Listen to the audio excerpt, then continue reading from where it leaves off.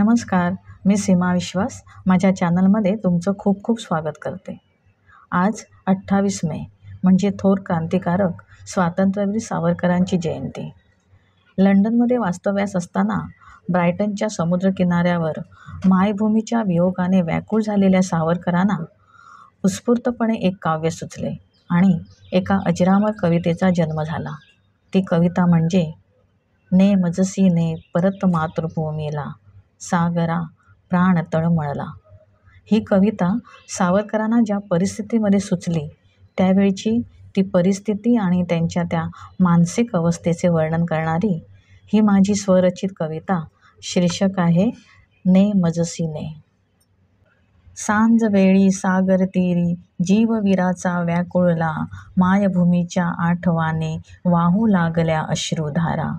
शब्द फुटले ओठांमधून विनवती सागराला, शब्द फुटले ओठांमधून विनवती सागराला. ने मजसी ने परत मातृभूमीला, सागरा प्राण तळमळला. मार्ग सारे बंद झाले, झाल्या अंधार परतीच्या वाटा.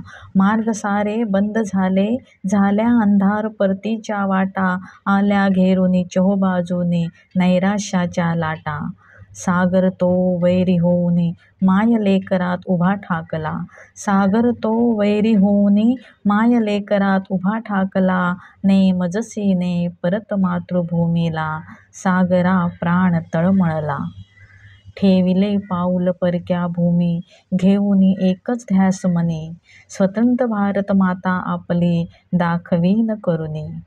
व्यर्थ मग हे ज्ञान सारे, जर येईना कामी मायभूमीला. व्यर्थ मग हे ज्ञान सारे, जर येईना कामी मायभूमीला. ने मजसी ने परत मातृभूमीला, सागरा प्राण तळमळला. अंतरिले बंधू वहिनी, अंतरिले पत्नी बाळाला. अंतरिले बंधू वहिनी, अंतरिले पत्नी बाळाला. त्वरित येण्याचे वचन देऊनी, सोडिले होते भूमातेला. मायभूमीचा वीरपुत्र तो अंतर्बाह्य कळवळला. ने मजसी ने परत मातृभूमीला, सागरा प्राण तळमळला. स्वप्न जे पाहिले कधी, कसे उतरावे सत्यात आता. स्वप्न जे पाहिले कधी, कसे उतरावे सत्यात आता.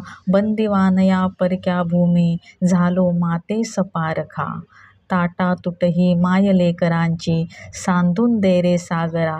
ताटा तुटही माय लेकरांची, सांधून दे रे सागरा. ने मजसी ने परत मातृभूमीला, सागरा प्राण तळमळला.